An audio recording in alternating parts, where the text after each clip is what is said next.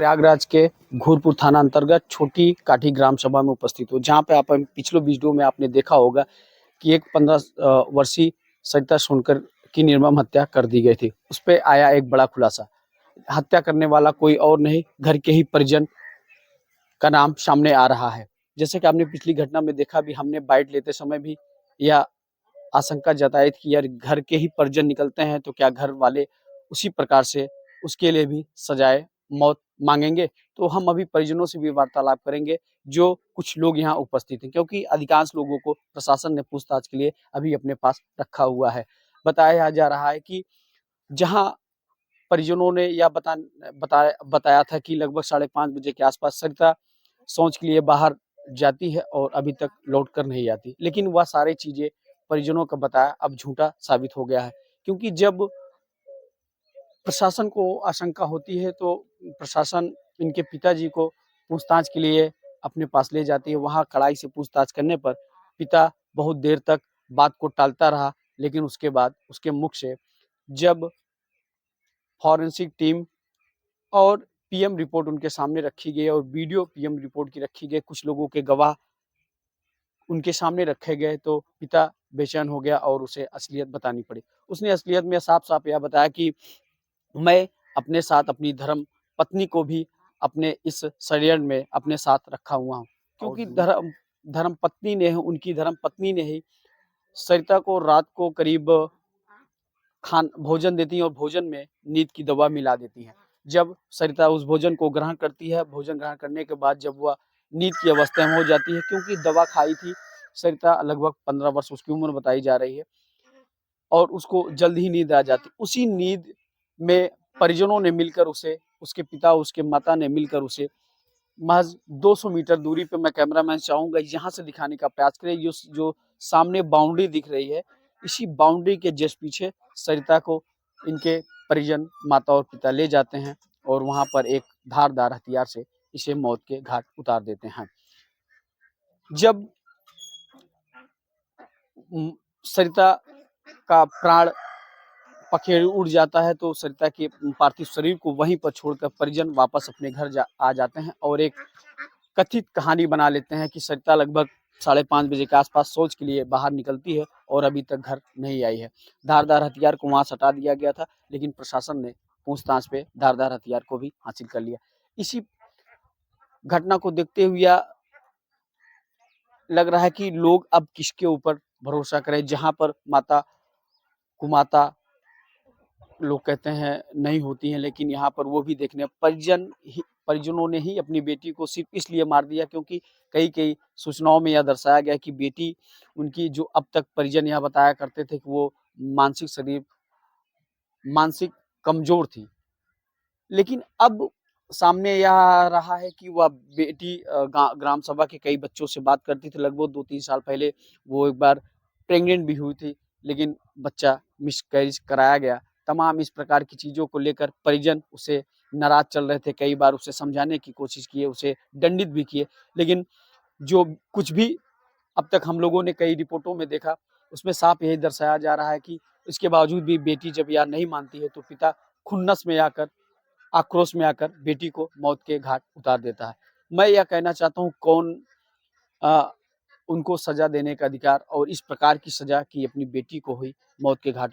उसमें एक जिक्र यह भी दिया जा रहा है कि एक भाई जिसे इसकी जानकारी थी, लेकिन उसने भी, जब कड़ाई से उससे पूछा गया तो उसने भी यह बताया कि मेरे माता पिता ने भी मुझे डांटा था कि यदि तुम अपना मुंह बंद नहीं करोगे तो तुम्हारे साथ भी इसी प्रकार का हर्ष किया जाएगा। तो डर की वजह से उनका भाई भी जुबान नहीं खोला। कहीं न कहीं भाई भी डर गया, क्योंकि पिता और माता ने इस प्रकार किया। एक नौजवान बेटी जिसको 9 महीने अपनी माँ पेट में रखती है, उसके बाद 15 साल 20 साल जिलाने खिलाने के बाद इतना बड़ा करती है और आज एक छोटी बात को लेकर उसे मौत के घाट उतार देना, यह बहुत ही आश्चर्यचकित है। तो छोटी काटी की इस समस्या को यहाँ के प्रशासन को हिला के रख दिया था, क्योंकि यहाँ पर इतनी अधिक पीएससी बल, इतनी पुलिस प्रशासन यहाँ पर लगी थी और महज घर से 50 मीटर से 200 मीटर की दूरी पर एक बच्ची का पार्थिव शरीर मिलना बहुत ही अचरज की बात थी।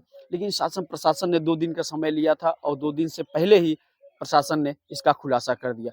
परिजनों का ही हाथ इसमें आया, यह मामला और सनसनी खेस की तरीके फैलता चला गया कि जहां एक पिता ही अपनी बेटी का हाथ पीला करने के सपना देखता है, लेकिन वहीं पर एक पिता अपनी बेटी को मौत के घाट उतार देता है।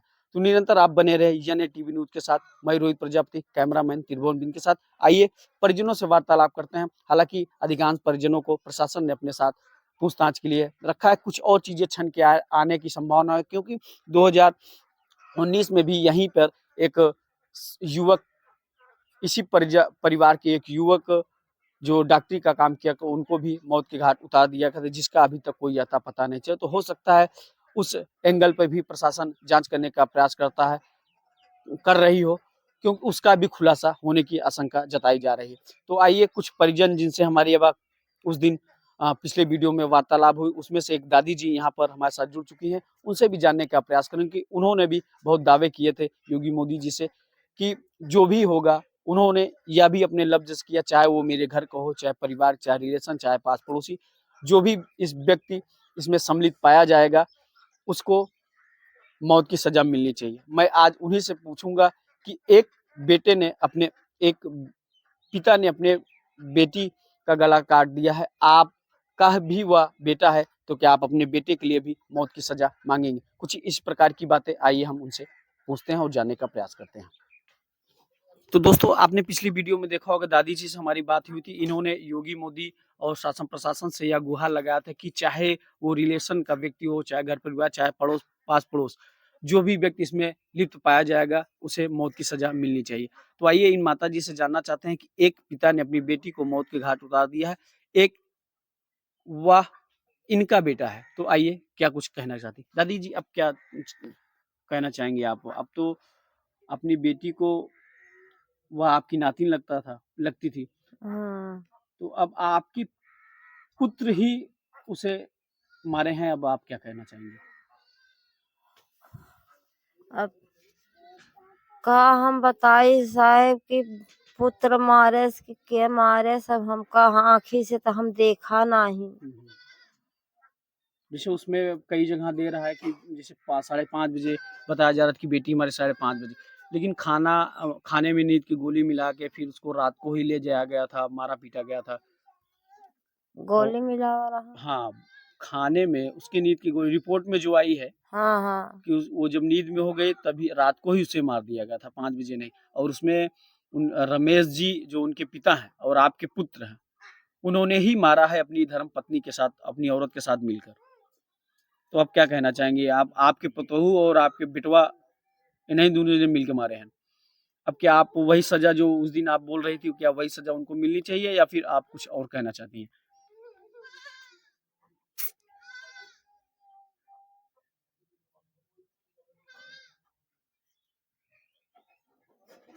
बताएं दादी, कुछ बोलना चाहें?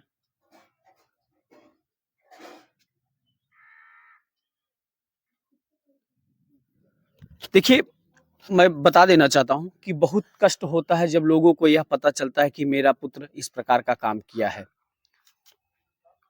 अब ये वही परिजन है, ये वही सज्जन है जो योगी मोदी और प्रशासन से या न्याय की गुहार मांगा करती थी कि चाहे जो भी व्यक्ति इसमें निकलेगा उसे मौत की सजा मिले।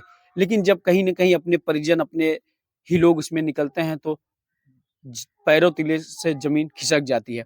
आज माताजी को शायद पीड़ा पीड़ा उत्पन्न हो रही होगी कि मेरा ही पुत्र, मेरी ही एक नातिन जिसे मैं इतने प्यार दुलार से पाल के इतना बड़ी की थी, उसको उसने मौत की घाट उतार दिया है।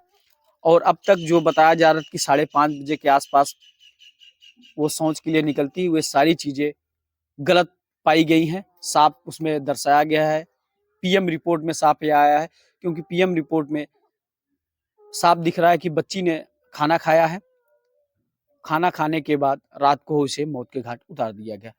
उसमें एक भाई का भी जिक्र आ रहा है, उसमें यह बताया जा रहा है कि उसके भाई को इस चीज का जानकारी थी, लेकिन पिताजी ने उसे दबाव दिया था कि अगर तुम अपना मुंह खोलोगे तो तुम्हारे साथ भी ऐसी घटना की जा सकती है।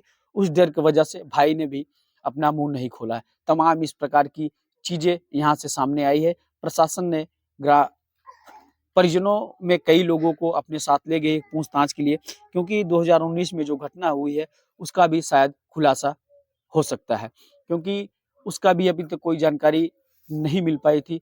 तो हो सकता है कहीं न कहीं उसमें भी परिजनों का हाथ हो, ऐसी आशंका जताई तो अब आपने देखा दादी अब कुछ बोलने की स्थिति में नहीं है, तो आप निरंतर एएनआई न्यूज़ टीवी के साथ बने रहें, आपको सारी अपडेट मिलती रहेगी। बने रहिए एएनआई टीवी न्यूज़ के साथ, मैं रोहित प्रजापति, जल्द मिलता हूँ नए समाचार के साथ। कैमरामैन त्रिभुवन बिंद के साथ।